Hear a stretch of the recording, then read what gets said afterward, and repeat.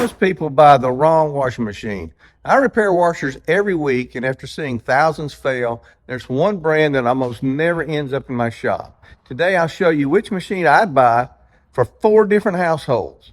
Now, stick around because one of the brands I recommend might surprise you. Hey, I'm Chip, and welcome to the channel. Now, if there's one question I get asked as a technician who works on washing machines every day, it's what's the best washing machine I could buy to replace this one? And my go-to answer is always the same, Speed Queen. But almost 90% of the time, after I answer the first question, the next question is, well, how much do they cost?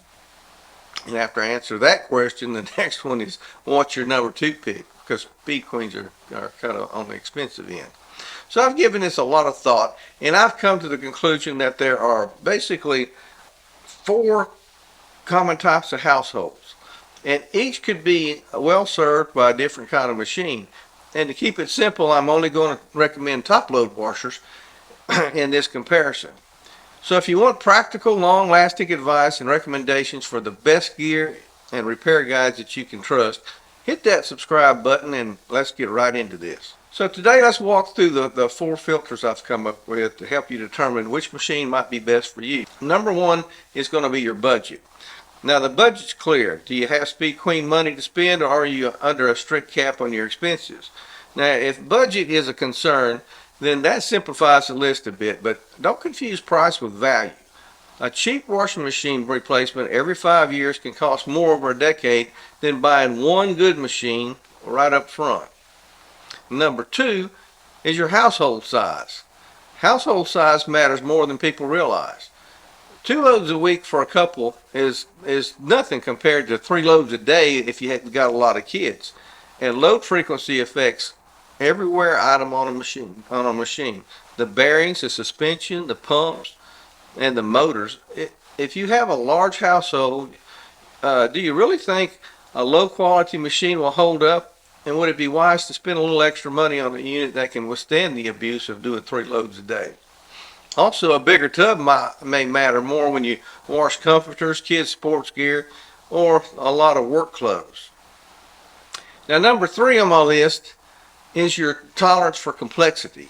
Now, some folks want to turn a knob, press a button, and go. And other people want Wi-Fi, steam features, an app that controls it so they can start a wash from the movie theater.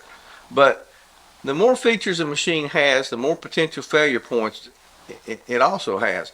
So let's face it, modern machines can be great with all the bells and whistles, but you need to be prepared for potential repair complexity too.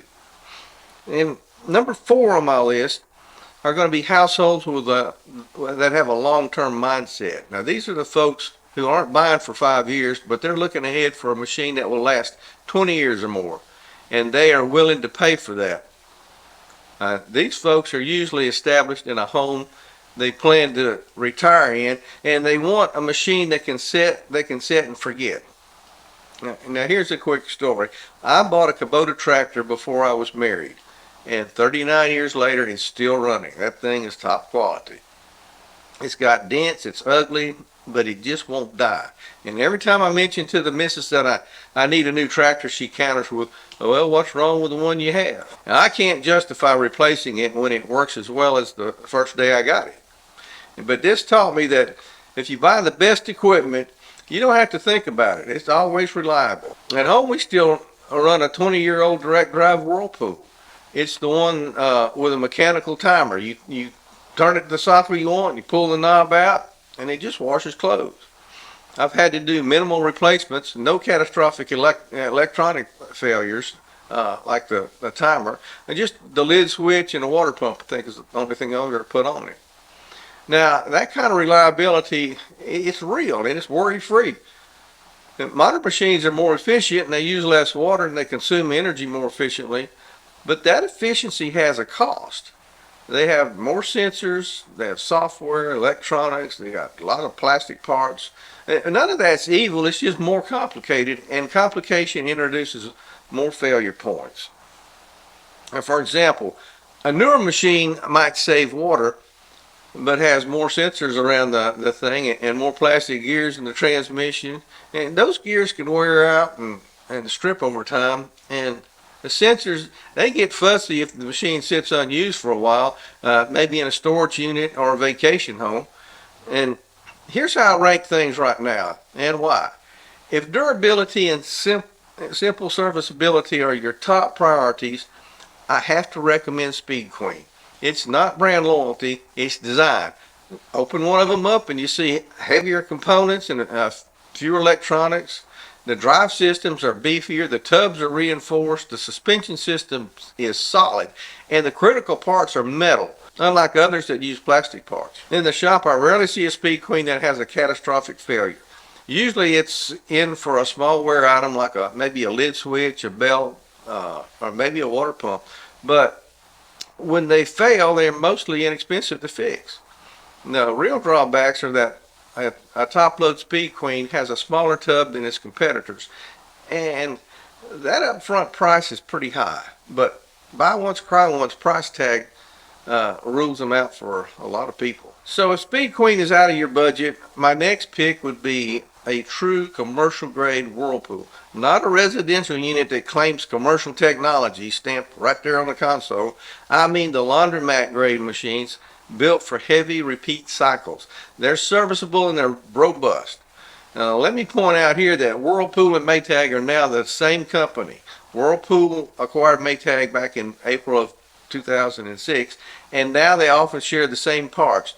So if you buy the Maytag, you're paying for a brand name more than the engineering in the thing. I recommend always choosing the Whirlpool over the Maytag because the Whirlpool pushes the brand because it was always known as a top quality product, but it's still a Whirlpool inside. But they're gonna tack on another $200 for the name of Maytag. So to recap, a proper commercial Whirlpool will have heavier bearings, simpler controls for basic functions, and parts that local service techs recognize and keep in stock. Now for people who want modern features and a larger capacity tub, I'd recommend LG. Now LG offers a sensible balance. I don't see many catastrophic LG failures. Most problems are predictable. The water pumps fail, suspension rods wear out, and the tops on these machines can corrode if bleach and chemicals sit on painted surfaces for months. LG electronics and lid switches are generally reliable, but replacing a control board can get pretty expensive. Now on the plus side, LG tubs are often large and they can handle comforters and bulky loads really well, which matters if you're a family washing a lot of bedding. And for budget buyers who still want reliability, a GE top load is a practical choice. GE suspension systems are solid. They perfected the suspension rod and they hold up very well where other brands fail. Failed suspensions can ruin the whole washing experience really fast. So this is a big win. And you'll see pumps and lid locks, belts, and sometimes agitator issues with these machines, but those are usually low cost to replace. If you want a no-frills practical machine that does the job without a lot of problems, GE top loads are often a good compromise. Now let's get practical about some repair costs because they shape my advice on what to buy. Lid locks and pumps are often less than $150 installed, but I will say this changes drastically depending on your geographic area and the competition among repair facilities there. If a control board fails, the part alone can cost several $100s, and a professional replacement can push the bill up even higher. So I don't only think about what can fail, but I also think about how painful that failure will be for you financially. Simplicity often wins over more complex machines. Here are a few real-world failure patterns I see in the shop. On electronics-heavy machines, I see intermittent errors, ghost codes, and control board replacements. These are usually on newer models with extra features. On the mechanically simpler machines, I see worn belts, lid locks, pumps. Now, they usually have cheaper parts and a straightforward diagnosis procedure. On high-use household machines, no matter what the brand, I see bearings and suspensions go first when the machine runs multiple cycles per day. There's a veterinary clinic nearby that replaced residential-style machines about every 6 months or so, until I convinced them to get a commercial-style unit. Now, they were washing almost 5 loads a day of dog blankets and towels, and here's some maintenance advice that will actually save you some money. Use less detergent and avoid bleach. If you do use bleach, avoid using the bleach cups on the machine. Add it directly into the tub water at the appropriate time in the cycle. Bleach really corrodes the metal around these bleach cup areas. Gone are the days when the cabinet tops were coated in porcelain. So if I were to categorize who gets what, I'd map it out this way. For a young couple doing 2 loads a week, either the GE or LG would work well, and depending on their budget and whether they want a larger tub. For a retired couple with light laundry, they should prioritize simplicity, and a well-built GE top load or a basic Whirlpool can give them decades of service. And if you're a family with kids and run several loads a day, then durability moves way up the scale. The Speed Queen would serve you well if you can swing it, or a commercial Whirlpool if the Speed Queen is too expensive. However, they both have similar price tags. Now, here are some specific showroom tips you can use right away. Now, don't fall for marketing phrases like guaranteed for 10 years or commercial technology. Those guarantees are almost always applied to parts that rarely fail during the machine's life anyway.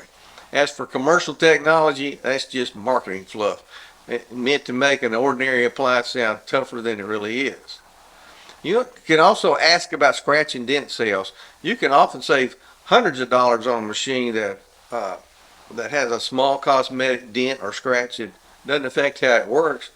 So in many laundry rooms, the washer sits right there beside the dryer, so the damaged side might never even be visible once it's installed. Look closely at the warranty's fine print also. Now, warranties are marketing tools, but they can also reveal where a manufacturer expects problems to show up. When you see a sticker boasting a 10-year limited warranty, it usually applies only to parts that rarely fail in the first place, such as motors and the outer tub of the machine.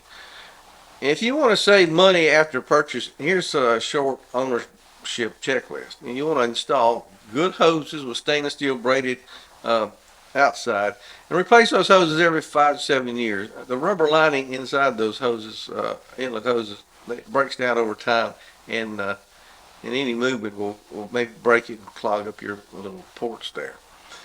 You want to use the correct detergent.